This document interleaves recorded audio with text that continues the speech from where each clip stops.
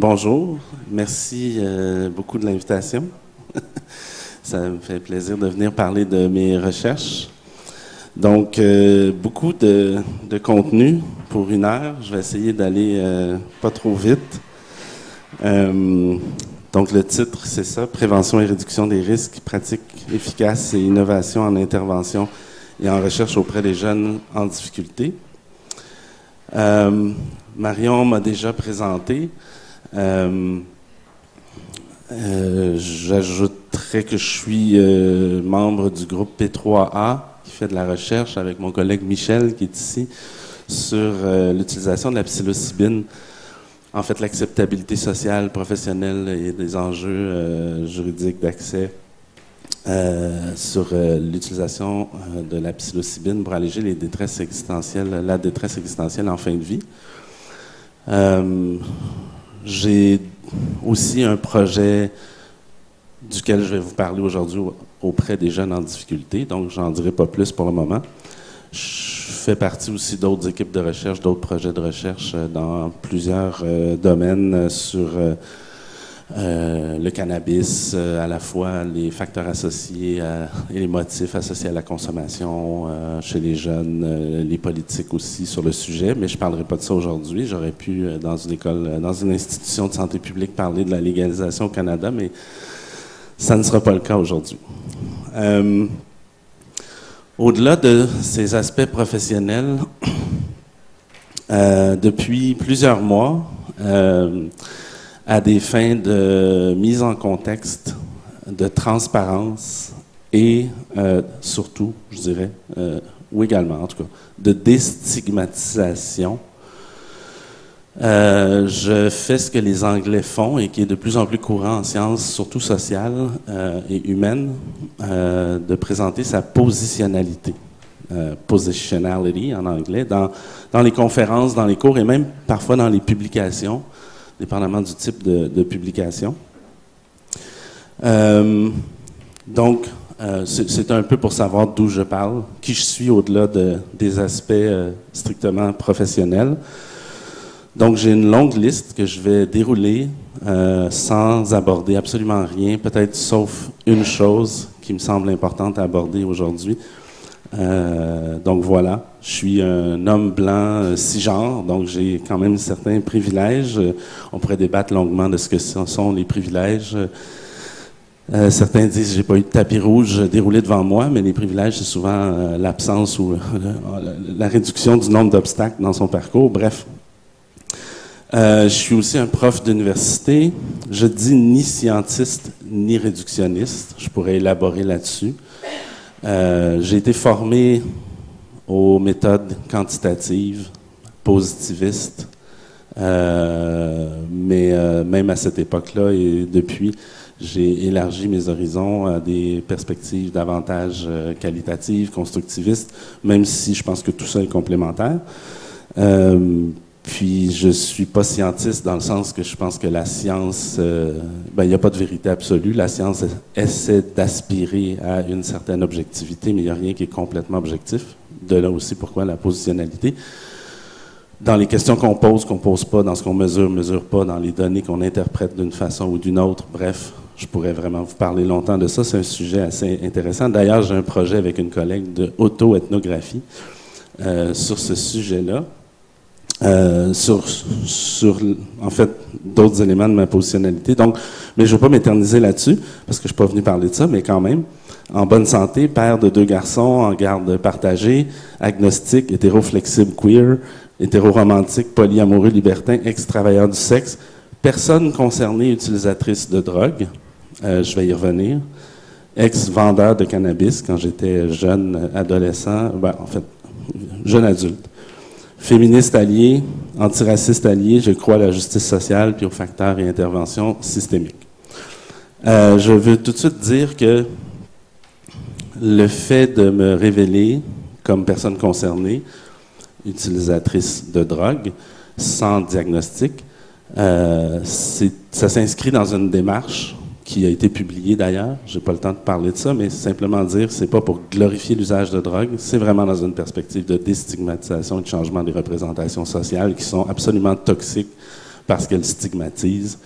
Et la stigmatisation est un déterminant social de santé qui, parfois, est plus nocif que les drogues elles-mêmes. Je pourrais débattre de ça longtemps, mais voilà, si ça vous intéresse, je vous donnerai les références. Alors, sur ce, puis évidemment, j'ai bientôt 20 ans de carrière. C'est plus facile de le faire que quand on n'a pas notre permanence. Je profite de mon privilège de prof d'université parce que je connais des juges, des avocats, des policiers qui consomment des drogues, mais évidemment, ils ne peuvent pas le dire sur la place publique, ce qui distorsionne complètement notre perception et nos représentations sociales de la consommation de substances dans notre société. Puis pourtant, en fait, je révèle pas grand-chose parce que à peu près tous consomment de l'alcool, du vin, de la bière. C'est du pareil au même. On pourrait discuter de ça longuement, mais je m'éparpille. Donc, première partie, je vais parler de pratiques de prévention, une meilleure pratique. Peut-être commencer par rappeler que selon les données du rapport mondial sur les drogues, les jeunes sont le groupe le plus susceptible de faire usage de drogue. Évidemment, ça dépend de ce qu'on entend par jeune, mais on voit par exemple que dans les dernières données au niveau mondial, les jeunes de 15 et 16 ans rapportaient avoir consommé dans les 12 derniers mois à un taux de 5,34% contre 4,3% chez les adultes. Donc, c'est quand même important de s'intéresser à la jeunesse qui, même à 15-16 ans, il n'y a à peu près aucun endroit, il n'y a aucun endroit dans le monde où ils ont un accès légal au cannabis, mais pourtant, ils en consomment plus globalement que les adultes. Rappelez aussi que consommation n'égale pas trouble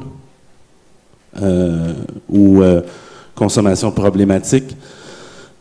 Encore selon les données de l'ONU, on voit que de 70 à 90% des usages de substances sont considérés non problématiques. C'est quand même important, c'est pas une opinion, c'est des données épidémiologiques. D'ailleurs, la santé publique de la Colombie-Britannique avait publié il y a 20 ans ce spectre de l'usage qui représente la consommation sur un spectre qui amalgame les motifs de consommation, la fréquence de consommation et les conséquences de la consommation. Ici, évidemment, il n'y a pas de chiffres parce que c'est un modèle général qui peut évidemment changer en termes de prévalence si on parle de différentes substances, de différentes populations. Mais en général, pour les substances, on a ce qu'on appelait à l'époque la dépendance chronique. Maintenant, on parle du trouble d'usage qui concerne une minorité de personnes.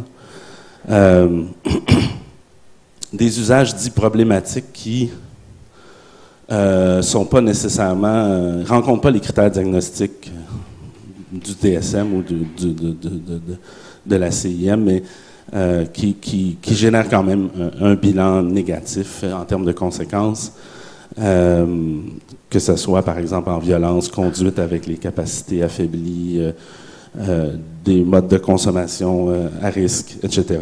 Puis on a aussi ce qu'on appelle la consommation souvent occasionnelle, non problématique, qui est à toute fin pratique la majorité des consommateurs. On a aussi ce qu'on appelle, et ça c'est nouveau, mais de plus en plus on en parle, il y a des appels à s'intéresser à ça en recherche,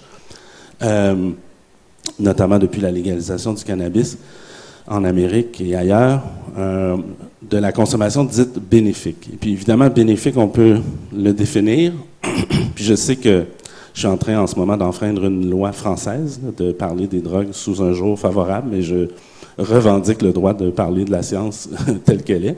On m'empêchera de retourner au Canada s'il le faut. Mais il y a des usages bénéfiques de certaines substances, que ce soit des effets thérapeutiques ou des effets spirituels ou de socialisation. Évidemment, on peut socialiser autrement qu'avec les substances, mais l'alcool, par exemple, est un puissant socialisateur. Ou même le plaisir qui participe à la santé. Et cette figure aussi, sur laquelle je pourrais passer une bonne trentaine de minutes, m'invite toujours à rappeler que non seulement Les anthropologues ont identifié seulement moins de 10 cultures parmi les 15 000 identifiées dans l'histoire de l'humanité qui ne consommaient pas de substances psychoactives, probablement parce qu'elles n'avaient pas de climat favorable. Mais non seulement ça, mais il y a énormément d'exemples d'animaux qui consomment des substances psychoactives, parfois à des fins utilitaires, parfois à des fins qu'on ne comprend pas. Par exemple, les fourmis qui élèvent des ranchs de pucerons au jus psychédélique pour avoir, semble-t-il, du fun de fourmis. Mais la BBC a capté en 2014, je crois, dans un documentaire, des dauphins qui mâchent le poppy fish et qui se le passent de un à l'autre, qui dégagent un petit produit neurotoxique, mais qui à faible dose a des effets psychoactifs et laisse le poisson en vie filer ensuite et se frottent les uns sur les autres comme s'ils étaient sur la MDMA dans un rave. Je fais une blague, mais quand j'ai vu ça, puis il y a plein d'autres exemples, l'alpaga qui mâche la feuille de coca pour s'adapter à des altitudes élevées, parfois c'est à des fins utilitaires. Mais quand j'ai vu les dauphins, je me suis dit, est-ce que ce sont des faibles, des criminels, des drogués, des malades, des pourris, des déchets sociaux? Évidemment, poser la question, c'est y répondre. Puis je pense que je disais tantôt que la science n'est pas toujours objective. S'il y a un domaine scientifique, politisé et pas toujours objectif dans les décennies qui nous précèdent, c'est bien celle de la drogue, les politiques sur les drogues, les dépendances. Voilà. Donc, simplement pour placer, parce que si, évidemment, il faut avoir une vision nuancée, objective, il existe des drames, il existe aussi des banalités. La réalité populationnelle est quelque part au milieu, mais ce spectre, il existe selon les données épidémiologiques. Et si on ne l'embrasse pas, si on ne le reconnaît pas, bien, on sera automatiquement très mauvais pour faire des politiques publiques ou des interventions. Si on refuse cette réalité, ben, on fera comme l'ONU visait pour 2019, à éradiquer toute drogue de la surface de la Terre dans une perte totale de contact avec la réalité. Ça n'arrivera pas. Jamais. Voilà. Donc, ceci étant dit, les jeunes prennent des substances et on essaie de comprendre pourquoi, mieux intervenir auprès d'eux. Donc, il y a plusieurs théories qui ont été mises de l'avant pour expliquer l'usage de substances, notamment chez les adolescents. 4 grandes familles de théories: la théorie des liens sociaux, de l'apprentissage social, des caractéristiques personnelles et d'autres théories qui intègrent ces différentes approches, disons, théoriques. Je n'ai pas le temps de rentrer dans le détail ici avec vous, c'est seulement un survol. Puis, il y a beaucoup de facteurs qui ont été identifiés comme étant potentiellement associés à la consommation. Puis on sait d'ailleurs que le nombre de facteurs est souvent plus important que des facteurs en particulier, mais je vais quand même revenir à certains facteurs plus particuliers qui sont associés à des usages plus problématiques, entre guillemets. J'y reviens plus tard. Puis, ben, on a identifié dans les études empiriques des facteurs au niveau de la communauté, de l'école, de la famille, des pairs et des caractéristiques personnelles. Il y en a beaucoup, je ne les nommerai pas ici aujourd'hui. Mais voilà pour la généralité des théories et des facteurs associés. Alors, dans tout ce contexte, quels objectifs pour la prévention? Et déjà, à chaque fois qu'on parle, l'être humain invente des mots pour se comprendre, mais en même temps, plusieurs mots sont polysémiques et on ne se comprend pas toujours, donc il faut un peu définir. Pour plusieurs personnes, la prévention, c'est prévenir l'usage de drogue. Mais en fait, dans la science de la prévention, c'est un peu pompeux, mais ça existe. Il y a même une revue scientifique qui s'appelle Prevention Science. Dans la science de la prévention, d'abord, il faut définir quelle situation indésirable nous cherchons à prévenir avant de définir qu'est-ce que la prévention. Parce que la prévention, ça prévient une situation indésirable. Si la situation indésirable, c'est l'usage de substances, et on pourrait évidemment l'opérationnaliser chez certains groupes d'âge de la population, des segments de la population. Bien évidemment que là, la prévention, c'est prévenir l'usage. Mais si la situation est désirable, c'est un usage dit problématique, Mais là, alors, la prévention, c'est pas de prévenir nécessairement l'usage, c'est de prévenir l'usage problématique. Juste cette clarification des termes et des valeurs de la prévention est éminemment importante pour que les acteurs de la prévention agissent en phase et en cohérence et développent des moyens aussi qui soient cohérents avec les objectifs. Donc, moi, j'aime bien me demander ce que la prévention devrait viser. Est-ce qu'elle devrait viser une abstinence totale, retarder l'initiation, réduire l'usage ou réduire les risques ou les méfaits? Bon, déjà, je vais faire une petite parenthèse. Réduction des risques, réduction des méfaits, réduction des dommages.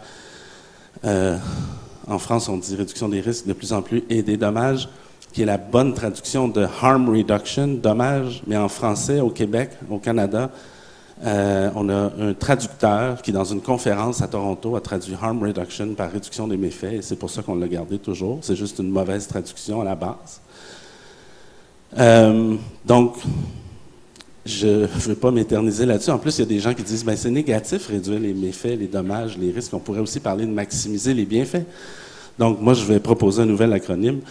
La réduction des risques, des dommages, des méfaits et la maximisation des bienfaits. Donc, R, D, M, D, en tout cas. Bref. Ceci étant dit, pour moi, quand je regarde les données épidémiologiques, en tout cas en Occident, de viser à atteindre une abstinence totale pour tout le monde, c'est pas vraiment réaliste. Retarder l'initiation, bien sûr que ça peut permettre de réduire éventuellement l'usage et les problèmes. Donc, dans cette logique-là, c'est un objectif qui peut être intéressant. Réduire l'usage, ça peut toujours être un bon objectif, tant et pour autant que c'est ce que la personne souhaite, que ça ne s'inscrit pas dans une démarche stigmatisante d'exclusion sociale, comme la prévention le fait beaucoup trop souvent. Puis réduire les méfaits, quand on pense que les substances sont essentiellement toutes les substances médicalement psychoactives, l'alcool, le tabac, les drogues illégales qui ne le sont plus toujours, si je prends une société comme le Québec ou la France, il y a très peu de gens qui, dans leur vie, toucheront jamais à aucune de ces substances-là. La très large majorité des personnes vont toucher à ces substances-là. Donc, la prévention devrait d'abord et avant tout viser à ce que, lorsque ça arrivera, ça se passera le mieux possible. Je pourrais débattre et élaborer là-dessus, mais aussi, je pense qu'il faut se rappeler que la base de la prévention, certains la distinguent, la promotion de la santé de la prévention,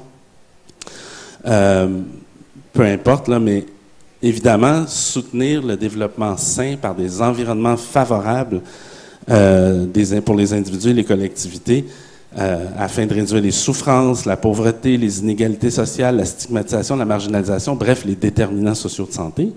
Si on n'améliore pas les déterminants sociaux de santé, puis qu'on essaie de prévenir, traiter, puis faire comme on fait en Colombie-Britannique, puis attendre des résultats majestueux, puis ensuite pointer la décriminalisation, puis la réduction des risques et des méfaits comme étant un échec, alors que, je veux dire, il y a des gens pauvres en problème de santé mentale, pas d'accès au logement, je veux dire, ça va pas régler ces problèmes fondamentaux qui sont les causes fondamentales des troubles d'usage de substances dans notre société et de l'itinérance et de plusieurs autres problèmes. Bref, jamais perdre de vue les déterminants sociaux de santé.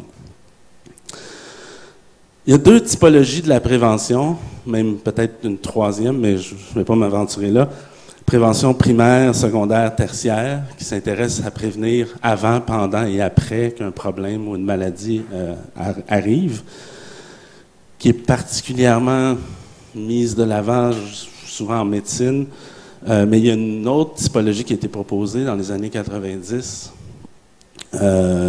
surtout en psychologie comportementale, en sciences de la prévention, qui est la prévention universelle et ciblée, donc de stades qui se distingue non pas dans le stade de la maladie, mais de quelle population on cible. Et on distingue dans le fond 3 grands stades. On cible tout le monde, on cible les gens à risque ou on cible les gens qui ont les premiers signes à risque, mais aussi qui ont les premiers signes du problème à prévenir. Donc, si on prévient l'usage, ben, la prévention ciblée dite indiquée, qu'on appelle aussi parfois l'intervention précoce, n'a pas lieu d'être parce que c'est chez des personnes qui consomment qu'on va faire la prévention. Puis ça rejoint ce que je disais au début. C'est sûr que si on veut prévenir la consommation problématique, mais oui, on peut encore faire de la prévention ciblée, indiquée, avec des gens qui sont à risque et qui consomment, mais qui n'ont pas encore développé des problèmes. Donc, je trouvais que cette clarification-là était importante. Bon, maintenant, quand on parle de meilleures pratiques,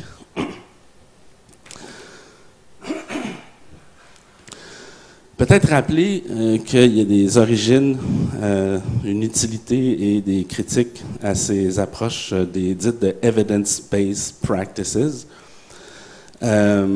Les origines, d'abord, de ça, c'est au 20e siècle un besoin de différents milieux professionnels, principalement du monde médical, là, et dans un contexte où il y a beaucoup de données scientifiques, puis on essaie d'avoir des données plutôt que se fonder seulement sur l'expérience et les théories ou des enjeux, des approches politiques, mais aussi un besoin de synthétiser l'ampleur des connaissances scientifiques qui grandit continuellement. Donc l'utilité, c'est de rationaliser l'action dans un univers de croissance exponentielle des savoirs, de fournir des lignes directrices pour orienter la pratique et de mieux repérer et éliminer des orientations ou des interventions nuisibles ou inefficaces. Les critiques sont quand même nombreuses. D'abord, c'est beaucoup souvent là, des évaluations quantitatives appliquées à des problèmes sociaux très complexes qui sont assez réducteurs et qui excluent d'autres types de savoirs qui sont souvent essentiels.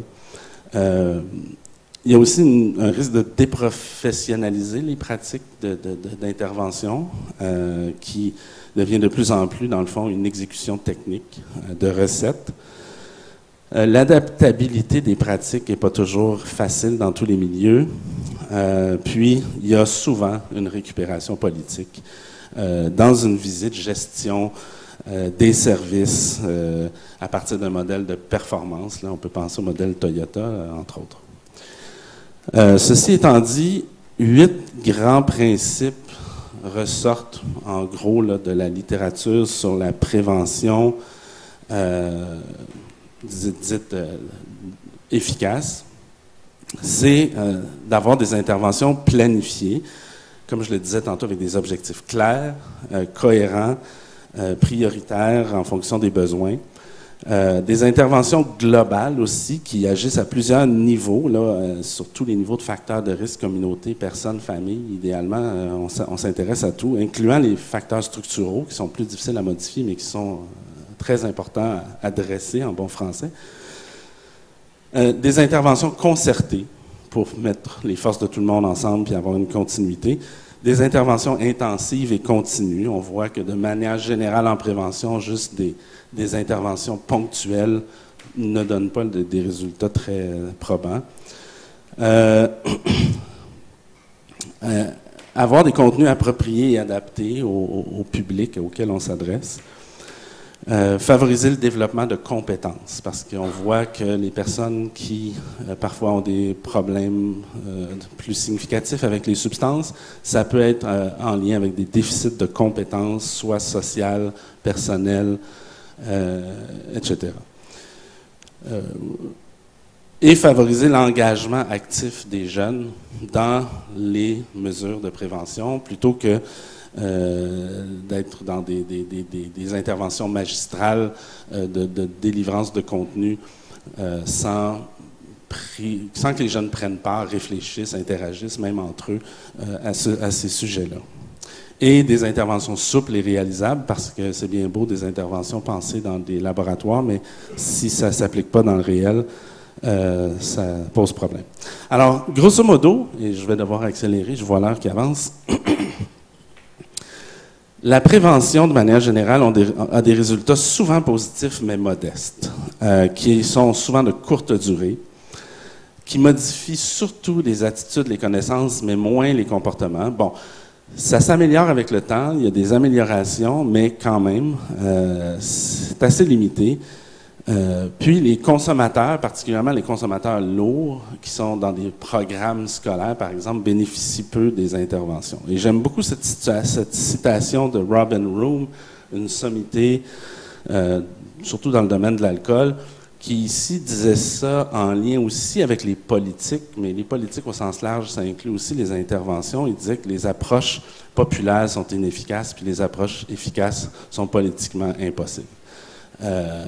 C'est vrai que je trouve que ça s'applique souvent, malheureusement, parce que, soit par pénurie des ressources, facilité, ou politiquement on dit on a distribué des flyers sur le danger des drogues, puis on peut dire on a fait de la prévention, l'électorat est content, mais est-ce que ça a marché? C'est pas grave, c'est pas important, c'est l'électorat est content, il nous réunit.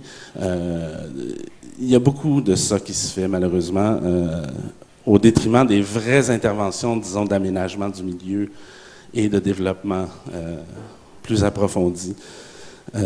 Puis voilà, rappelons-nous aussi que c'est pas un comportement qui est très bien vu. Encore une fois, la consommation de substances est souvent réduite à des mauvais choix personnels, donc les ressources sont déjà pas très au rendez-vous en prévention dans les budgets des gouvernements, des ministères de la Santé, mais encore moins en dépendance, addicto, etc.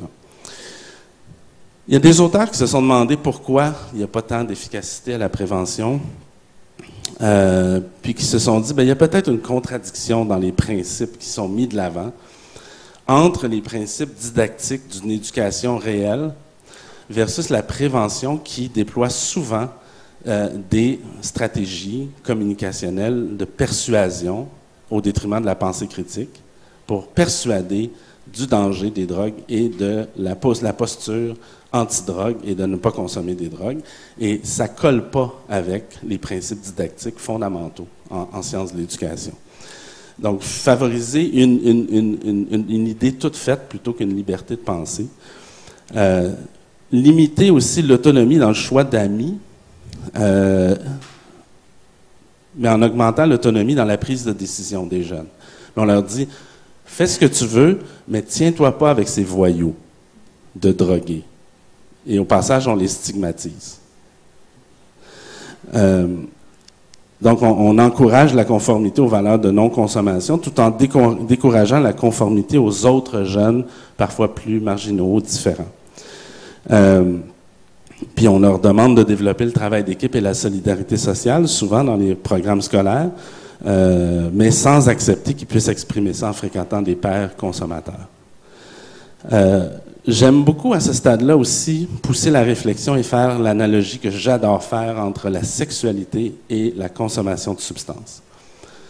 De plus en plus, quand quelqu'un me parle de drogue, je dis « Qu'est-ce que tu ferais si c'était de la sexualité? » Juste pour ouvrir la réflexion. On peut faire « Qu'est-ce que tu ferais si c'était de l'alcool? » mais encore plus aussi avec la sexualité, qui pour les anthropologues relève du registre du jeu, du même registre comportemental. Drogue, sexe, jeu, ça fait partie de l'expérience humaine. Puis vouloir éradiquer ça, je le rappelle, c'est une perte de contact avec la réalité et c'est vouloir censurer la nature humaine et animale. Rien de moins pour moi. Quand on inclut dans la consommation de substances l'alcool, les médicaments psychoactifs et les drogues illégales, il y a très peu de gens qui ne consomment pas de drogue, comme il y a très peu de gens qui n'aiment pas la sexualité. Donc, il y a un parallèle là aussi. Toute analogie n'est pas parfaite, mais les deux peuvent être risqués, pathologiques, peuvent avoir des agressions, des traumatismes. Les deux peuvent être plaisants, extatiques, thérapeutiques, transcendantales. Il y en a qui aiment ça doux, il y en a qui aiment ça dur, il y en a qui aiment ça mono, toute une seule chose à la fois, d'autres plusieurs choses à la fois. Et ce qui m'amène à faire un plaidoyer pour ce qu'on appelle en anglais le drug education, positive drug education, comme on a fait le plaidoyer, et je ne sais pas en France où est-ce que ça en est, pour le sex positive education. Au Québec, maintenant, moi j'étais pas là, mais il y a une bonne centaine d'années, l'éducation à la sexualité, c'était des curés qui venaient dans les écoles avec des photos de gonorrhée, dire aux jeunes, faites pas ça, c'est dangereux. Quand moi j'étais jeune, on me parlait des maladies transmissibles sexuellement, des grossesses indésirées. Maintenant, on a un programme national qui relève du gouvernement, du ministère de l'Éducation, qui est déployé dans tout le Québec. L'application varie en fonction des tuteurs de classe, mais qui parle de consentement, de plaisir, qui parle des vraies choses, qui parle de la sexualité comme elle est. Mais moi, je fais le plaidoyer qu'il faut faire la même chose avec les drogues. Et évidemment, ce n'est pas de dire aux jeunes, prenez de la drogue. On ne dit pas aux jeunes, allez avoir du sexe. On dit aux jeunes, la sexualité, ça existe. Il y a des risques. Quand tu es jeune, il faut que tu le fasses si tu le veux. Il ne faut pas que tu succombes à des pressions. Il ne faut pas qu'on fasse pression, etc.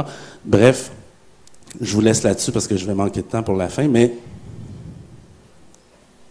je vous invite à réfléchir à cette analogie le plus souvent possible.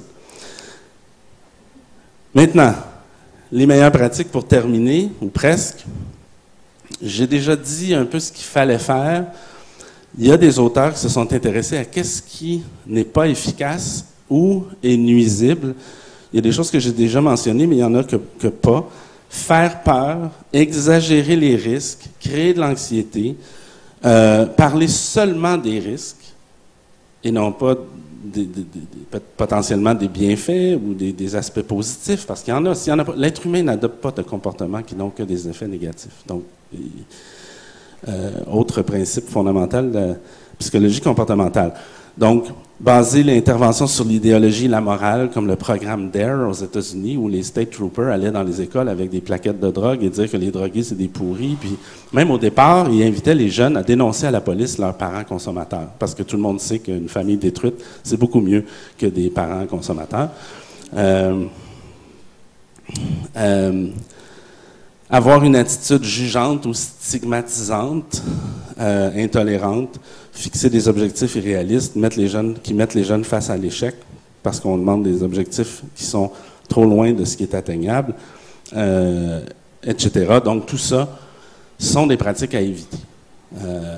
Puis évidemment, ça peut fonctionner avec un individu, là. On est en science, on regarde les effets populationnels, et il y a toujours des exceptions, mais globalement, ce sont des stratégies qui sont au mieux inefficaces, au pire iatrogènes. Il y a des pratiques prometteuses qui ont été proposées, je ne vais pas rentrer là-dedans, mais changer les normes sociales, travailler sur les stratégies comportementales de protection, qui est un autre mot pour stratégie de réduction des risques, les interventions qui utilisent la technologie, les campagnes médias, marketing social, le milieu festif, aller dans le milieu des personnes, etc. Puis vraiment, en terminant, je ne rentrerai pas dans les détails, mais c'est un tableau que l'ONU a fait pour décrire auprès des familles, écoles, communautés, lieux de travail. C'est sûr que ça sort là ici de la jeunesse, mais c'est beaucoup ça. Prénatal, enfance, enfance avancée, adolescence, bon, etc., adulte. C'est envers la prévention universelle, en jaune, la prévention ciblée sélective pour les gens à risque, et en rouge, la prévention ciblée indiquée. Évidemment, je ne suis pas dans le contenu ici, là, mais c'est les connaissances scientifiques, en gros. Le nombre d'étoiles, c'est l'ampleur du soutien scientifique pour l'efficacité. Donc, c'est vraiment un tableau extrêmement synthétique. On voit qu'il y a des trous à certains endroits. Mais voilà. Je prends une petite gorgée d'eau.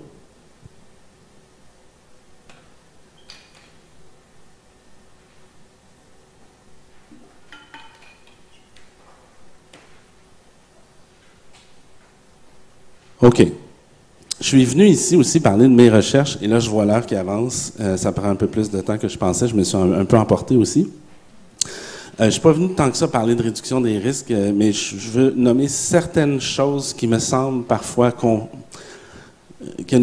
il y a une confusion.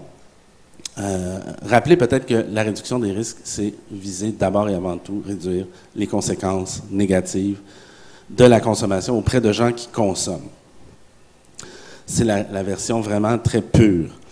Je pense que c'est important parfois de distinguer de la réduction de l'usage, parce que dans mes recherches, puis je le vois aussi un peu partout, pour certains, la réduction des risques ou des dommages, c'est devant l'impossibilité d'atteindre l'abstinence, on va viser la réduction de l'usage, soit réduire la fréquence, la quantité de consommation. Mais c'est pas ça la réduction des méfaits purs. La réduction des méfaits purs vise vraiment des objectifs de substances moins nocives, des modes de consommation moins nocifs, des contextes moins nocifs.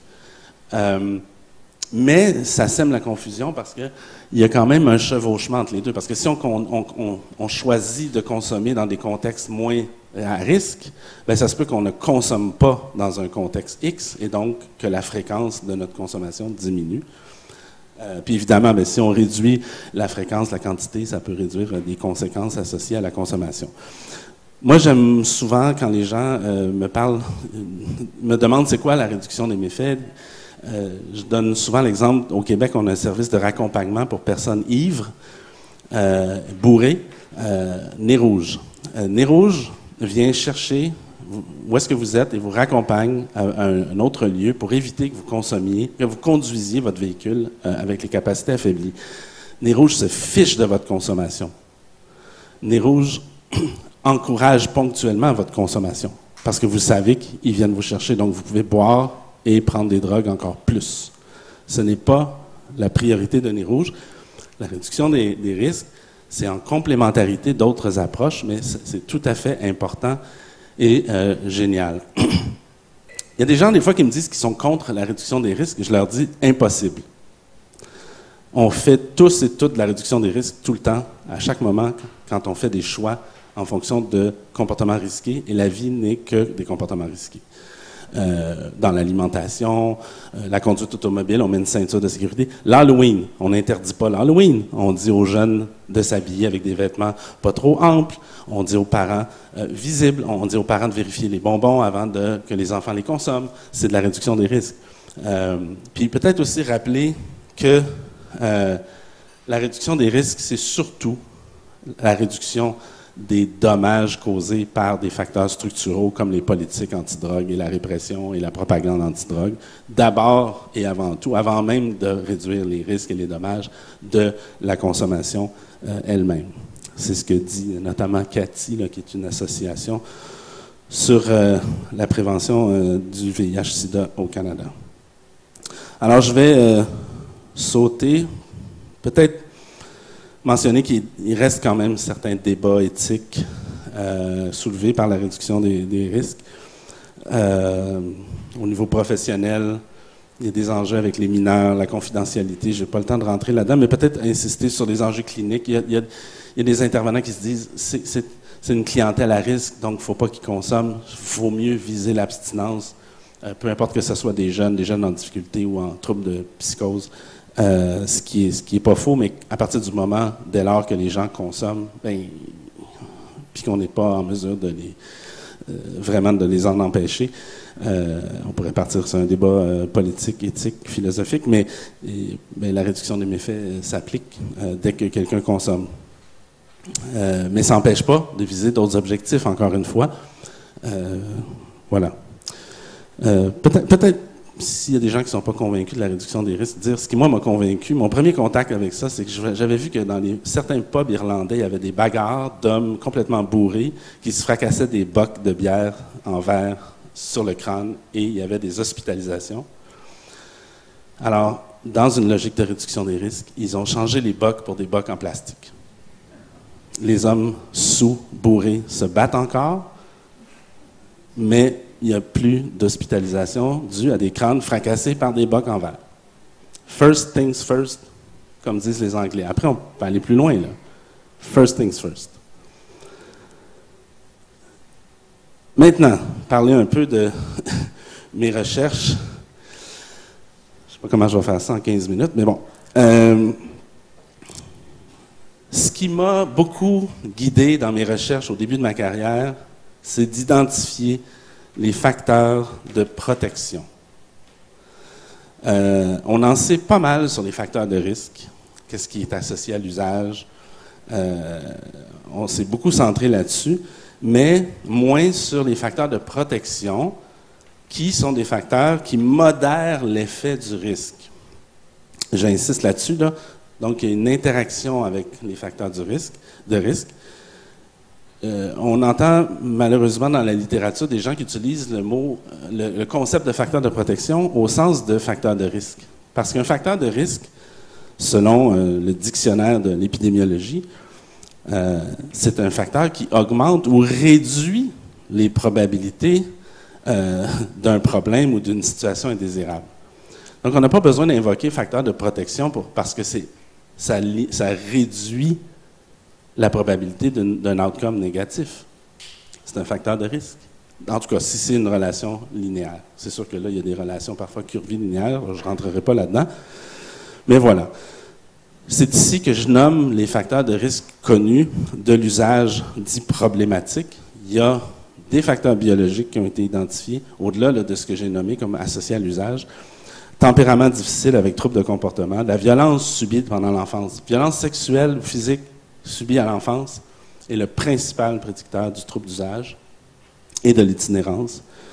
Des traumatismes vécus ou desquels on a été témoin, des troubles psychologiques, plus il y en a, plus le risque est élevé. Évidemment, des usages précoces et plus lourds de consommation et la stigmatisation et l'exclusion sociale. Moi, j'aime toujours me dire que si j'étais dans cette situation-là, peut-être que je ne ferais pas mieux que les personnes qui ont des troubles et que qui suis-je pour les juger? Et peut-être que ces personnes ont déjà été suffisamment punies par la vie pour avoir besoin d'aide et non pas de punition. Support, don't punish. C'est une campagne de sensibilisation. Les facteurs de protection auxquels je me suis intéressé, c'est des facteurs qui sont des caractéristiques ou des conditions qui agissent comme modérateurs de l'exposition au risque. Et c'est important, là, parce que, je l'ai dit, souvent c'est confus c'est confondu avec les facteurs de risque. Donc, autrement dit, ça réduit les risques davantage ou uniquement chez les individus à risque de développer un problème. C'est un peu comme un parapluie, s'il ne pleut pas, ça ne sert pas à grand-chose. C'est ça des facteurs de protection. Puis je me suis intéressé à ça d'abord dans ma thèse de doctorat, où j'ai fait une recension des facteurs de protection, mais là, je vous avoue, ça a été fastidieux, parce que pour parler d'un facteur de protection, il faut parler du risque contre lequel il protège. Donc, j'ai ratissé la littérature scientifique pour voir tous les facteurs qui semblaient protéger contre un risque spécifique. Et ça a fait beaucoup de chapitres ou de sections dans ma thèse. Bon, j'ai identifié certains facteurs, mais là, je ne nomme pas les risques contre lesquels ils protègent, mais en termes de soutien parental, cohésion familiale, relation avec le père. Au niveau des amis, j'ai trouvé que la victimisation puis l'affiliation des pères dits déviants, ça exacerbe les risques, alors que ça a peu d'effet chez ceux qui ne sont pas à risque. Puis la relation chaleureuse avec les enseignants à l'école montre aussi des effets protecteurs. Mais bref, ma thèse était beaucoup trop fournie. J'ai décidé de publier un article plus, disons, synthétique et moins...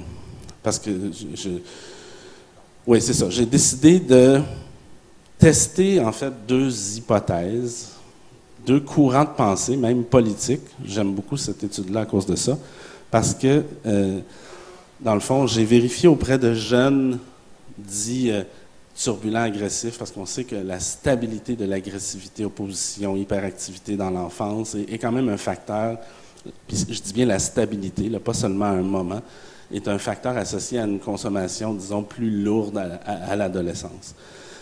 Je me suis intéressé à essayer de trouver, au début de l'adolescence, vers 10-11 ans, des facteurs qui pouvaient atténuer ce risque-là. Et j'ai, dans le fond, confronté deux idées, là, est-ce que c'est davantage l'aspect comportemental des parents et des amis qui protègent ou l'aspect affectif. Il y a même des modèles politiques de ça. Là. Le père de famille autoritaire qui protège contre un monde extérieur dangereux versus le modèle plus libéral de nurture de parents égalitaires qui sont dans l'attachement. Donc, c'était un peu, je n'ai pas testé les politiques publiques, mais l'idée derrière, c'est quand même des modèles en psychologie. Donc, est-ce que c'est davantage le comportement ou la relation qui protégerait des parents, des amis? Puis, est-ce que l'effet protecteur éventuel de la supervision parentale en termes de comportement et de prosocialité des amis est exacerbé positivement par un attachement plus élevé? Donc, c'était 1037 garçons. Je n'ai pas le temps de rentrer dans tous les détails méthodologiques, mais vous irez voir la publication si ça vous intéresse, de 6 à 15 ans. Les résultats, implications, en gros, l'hypothèse 1 est confirmée pour la famille et les amis. L'hypothèse 1, c'est en fait au niveau du comportement, la supervision parentale protège, les amis prosociaux protègent. Je vais vous montrer des figures, ça va aider. Puis la supervision parentale devient nuisible dans une interaction triple si elle n'est pas mise en œuvre dans une relation d'attachement. Donc, les parents qui polissent leur enfant, là, mais sans le faire dans une relation d'attachement, ça nuit davantage, en tout cas en termes de consommation. Puis, ça, je ne l'ai pas dans les figures, mais l'effet de la supervision parentale semblait médiatisé par le choix des amis plus prosociaux plus tard. Donc, en gros, c'est ça ici. De 6 à 10 ans, on a appelé ça en anglais le disruptiveness. La consommation, là, c'était 14-15 ans. C'était une analyse factorielle qui faisait que plus le comportement était rare en termes de consommation de substances et de fréquence, plus le score était élevé dans un score factoriel. Donc, c'est comme plus le comportement est, dans le fond, moins normatif, là, plus le score était élevé. Et on voit que pour les parents qui font de la supervision élevée, ben, ça atténue, alors que pour les parents qui ont peu de supervision, ça augmente, mais les différences sont surtout seulement là, chez les jeunes qui ont un comportement turbulent, hyperactif, oppositionnel, mais pas chez ceux qui sont faibles. Donc, l'effet vraiment de protection. Même chose chez les amis. Puis, ce que je vous ai mentionné tantôt, la combinaison d'une supervision parentale élevée, mais de faible attachement, ça c'est associé à la plus grande consommation par rapport aux 3 autres situations. Donc, pour moi, ça confirme que le modèle parental qu'il faut mettre de l'avant, oui, supervision, mais dans une relation chaleureuse et d'attachement, pas juste comme une police qui fait des règles qu'on n'observe pas dès que le parent est parti parce qu'on s'en fout. Bon. Et en terminant, j'ai fait un peu la même chose pour tester 2 hypothèses de popularité des amis, soit le modèle de socialisation-popularité qui dit que, dans le fond, pour socialiser, on est plus influencé par les pairs populaires, ou le déficit de préférence sociale qui dit que pour devenir populaire, on est influencé par les pairs populaires. Je manque de temps pour rentrer dans les détails, là, mais c'était 10 à 11 ans jusqu'à 14-15 ans, 531 ados, garçons et filles. Puis, je vais vous le dire, peut-être juste mentionner, parce que popularité, il y a 2 façons de l'évaluer en sciences. Il y a de demander aux gens qui est populaire, puis là, on identifie souvent un type sportif, parfois même antisocial. Là, ici, c'était pas ça, c'était de la nomination en fait, on demandait aux jeunes dans une classe de nommer les 5 personnes avec qui ils voudraient le plus être amis, puis les 5 avec qui ils n'ont pas envie d'être amis. Puis on faisait des scores comme ça de préférence sociale. Puis en fait, le résultat, il est ici, c'est que la consommation des amis influence tout le monde en termes de consommation plus tard, mais surtout quand les jeunes sont eux-mêmes populaires et que leurs amis sont populaires. Donc, ça confirme plus une logique de maintien de la popularité, du statut social. C'est l'interprétation qu'on a faite. OK, je vais être obligé de sauter des sections. il me reste 3 choses, puis 5 minutes. J'ai conçu une mise à jour d'un groupe de réflexion sur les drogues auprès des jeunes en difficulté, qui visait à améliorer, dans le fond, la qualité de vie des adolescents, leur sentiment de bien-être, susciter chez eux une réflexion sur leurs habitudes de consommation pour qu'ils puissent réduire les risques et les conséquences, les amener à se responsabiliser en acquérant des habiletés prosociales, puis favoriser la motivation à utiliser des services spécialisés quand c'était nécessaire, auprès de jeunes en difficulté, dans des centres de réadaptation pour jeunes en difficulté. Donc, c'est pour une clientèle, ce programme-là, de 14 à 17 ans. Au Québec, on a une échelle qui score les jeunes feu vert, jaune, rouge. Vert, c'est consommation à faible risque. Jaune, consommation à risque émergent. Rouge, besoin de services spécialisés. Donc, ça s'adresse aux jaunes et aux rouges qui ne veulent pas aller chercher des services spécialisés. Donc, les références théoriques, c'est surtout la réduction des risques, méfaits, la loi de l'effet, l'approche motivationnelle, l'approche psychoéducative et cognitive comportementale. La structure du programme, c'est 6 à 8 jeunes, 9 ateliers, 1 heure par semaine. Il y a 2 activités, il y a un guide qui accompagne ça, discussion de groupe, jeu de rôle, donc interactif, jeu questionnaire, support visuel. Je vais sauter ça. Ça ici, je pourrais partager le PowerPoint. C'est la liste des 9 séances avec le contenu. Au départ, on présente en détail la loi de l'effet avec les substances, l'individu, les contextes de consommation, les avantages et inconvénients, un regard sur soi à partir de la séance 6. On rentre vraiment dans quelque chose de plus individualisé. Les motifs de consommation, puis la réponse aux besoins humains avec d'autres choses que la consommation, le changement, puis les ressources. Comme vous voyez, j'y vais au pas de course. L'évaluation, je vais sauter cette partie-là, je vais vous dire en gros, là. Il y a une partie qualitative, une partie quantitative. C'est pas complètement terminé. Il y a eu un retard avec la pandémie. Énormément d'attrition. On avait un groupe expérimental contrôle, pré-test, post-test et suivi 6 mois. On est parti avec 112 jeunes. On a eu une attrition de 66% au deuxième temps et il restait seulement 7 jeunes au dernier temps de mesure, donc impossible de faire des analyses. Les analyses quantitatives, donc, sont malheureusement mises en péril. J'ai découvert que de faire de la recherche, non pas étiologique, avec des données quantitatives, mais sur le terrain, avec des jeunes en difficulté qui quittent, qui roulent, avec des problèmes aussi au niveau du personnel, que c'était un défi.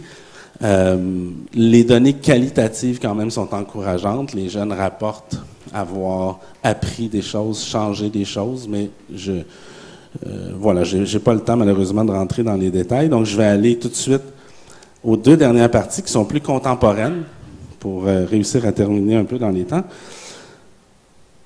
Au cours des dernières années, ça s'est terminé l'année dernière, on a fait un projet avec des collègues où on a recensé les pratiques d'évaluation et de prévention dans les centres de réadaptation pour jeunes en difficulté.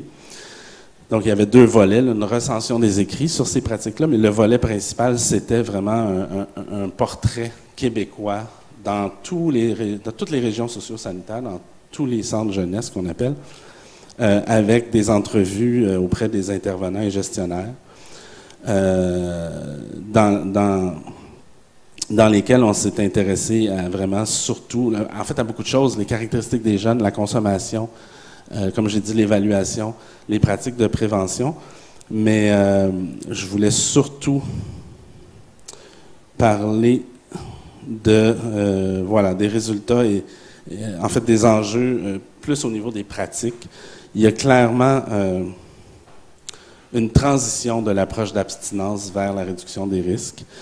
L'approche d'abstinence, on nous dit que c'est irréaliste pour les jeunes, qui ont un besoin d'écoute puis d'empathie de la part des intervenants, puis les jeunes développent de toute façon des ruses pour contourner les règles.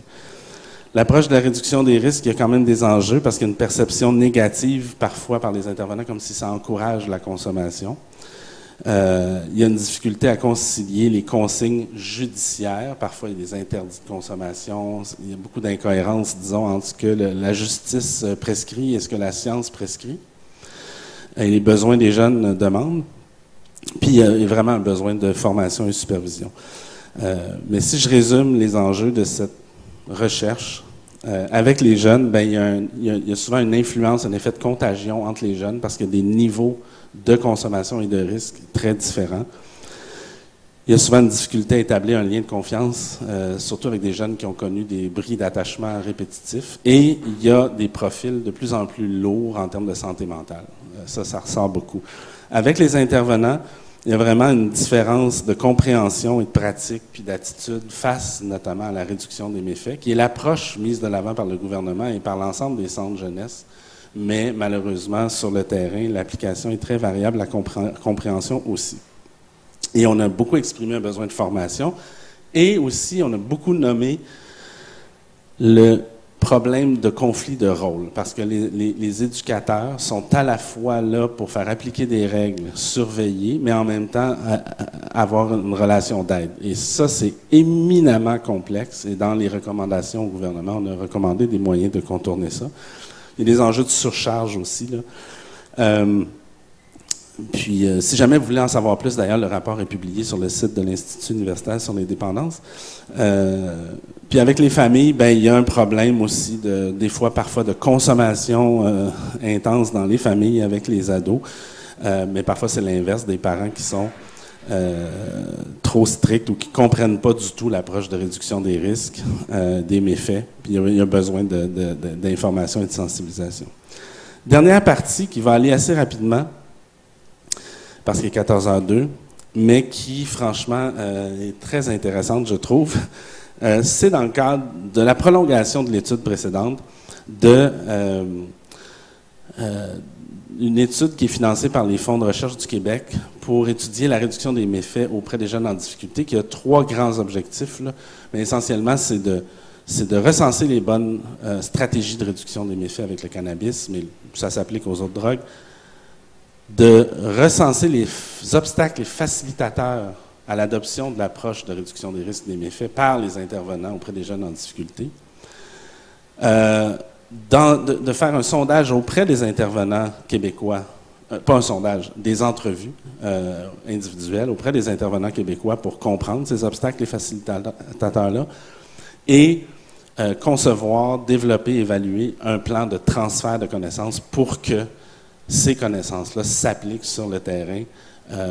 Voilà. Et cette étude-là, ici, que je vous présente, est celle, surtout, de ma doctorante, Roula Haddad, qui était très impliquée dans le projet, qui s'occupe de 4 des études dans le projet. Essentiellement, cette étude-là, ici, et ça va être rapide, la question qui est posée, c'est quel facteur facilite ou limite l'adoption de l'approche de réduction des méfaits dans un contexte où c'est une approche controversée et où des intervenants n'adhèrent pas à cette approche-là. Puis certains, c'est pour des raisons morales, indépendamment de son efficacité. Là, le fameux papier de Macoun 98 a bien documenté ça. Donc l'objectif était, à l'aide d'une revue de portée, d'identifier ces obstacles et facilitateurs dans les pays de l'OCDE. Donc, ouais, voilà, on a suivi le modèle en 6 étapes pour ARC-C et O'Malley. Les critères d'inclusion, c'était que ce soit des données empiriques, quantitatifs ou qualitatifs ou mixtes, scientifiques revus par les pairs ou des rapports de recherche ou des thèses mémoires. L'approche conceptuelle devait être de réduction des méfaits ou de réduction des comportements à risque, fondée sur la non-abstinence des substances. Il ne fallait pas que ça soit fondé sur l'abstinence.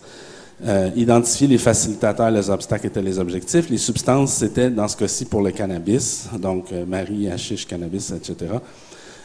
Des intervenants du domaine de la santé spécifiquement dans les pays de l'OCDE, en français ou en anglais. Depuis 90, on a choisi 90 parce que c'est vraiment à ce moment-là qu'on a identifié qu'il y a eu une approche beaucoup plus orientée vers la réduction des risques et des méfaits dans les interventions auprès des jeunes en difficulté en particulier. J'ai pas le temps de vous nommer les résultats, là, disons, quantitatifs des études, mais vous pouvez regarder rapidement parce que là, je manque de temps et je vais aller aux résultats et je termine avec ça.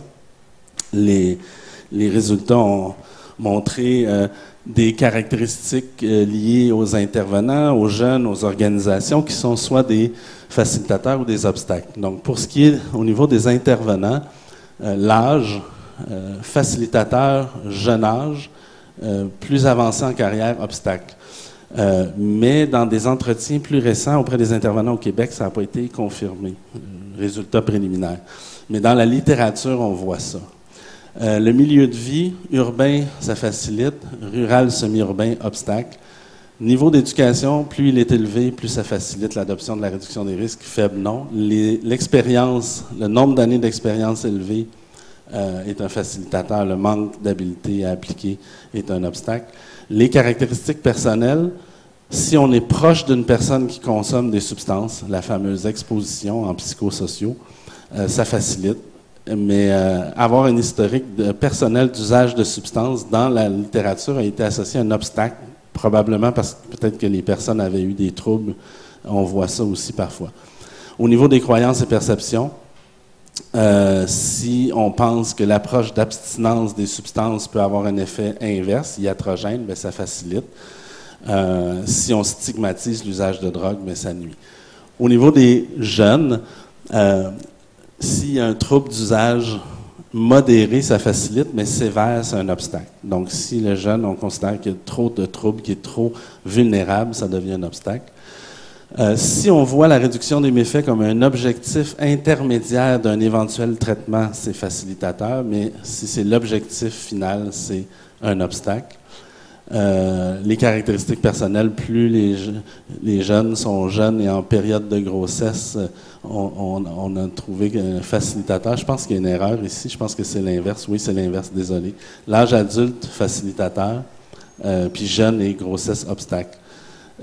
Les facteurs liés à la substance, quand il y a des présences de jours de non-utilisation, ça facilite. Quand il y a une polyconsommation, c'est un obstacle. Puis les comorbidités, quand il y a une présence d'une comorbidité avec un trouble psychiatrique, c'est un facilitateur, mais c'est aussi un obstacle. Ça dépend des études ou une condition médicale. Et je pense que c'est la fin... Non, il reste deux, il en reste un autre. Les principes de la réduction des méfaits, s'ils se concentrent sur le présent, les objectifs de la personne, sans jugement, ça facilite. Si c'est que ça encourage l'usage, c'est un obstacle. Si on voit ça efficace, ça facilite. Si on n'est pas certain de l'efficacité, c'est un obstacle. Puis, s'il y a des lois à l'extérieur qui sont favorables, puis on constate l'inefficacité de la lutte contre les drogues, c'est un facilitateur. Sinon, quand il manque de financement et de recherche sur la réduction des méfaits, puis que le cannabis est illégal, c'est un obstacle. Puis, en terminant, au niveau organisationnel, ben, s'il y a un soutien de la direction, ça facilite. Si on est opposé, ça nuit. Puis les types de milieux de travail, université, pratique, privé, service aux personnes en situation d'itinérance, ça facilite. Sinon, les autres ici nuisent. Puis je vous ai déjà dit les prochaines étapes, et j'ai trop parlé, et j'arrête avec une photo de chat pour dire que principe de base du paradoxe de l'intervention, ça c'est la drogue, ça c'est le jeune. Puis si on veut l'aider plus qu'il veut, puis qu'on le prend par le chignon, puis qu'on le tire, pour l'enlever de là, qu'est-ce que ça fait? Il s'agrippe à la drogue, puis il résiste. Résistance. L'entretien motivationnel l'invite justement à travailler avec cette résistance-là, au rythme de la personne pour l'aider à descendre à son rythme et à ses besoins pour ne pas créer de résistance. Alors merci, je me tais avec un peu de retard. Merci.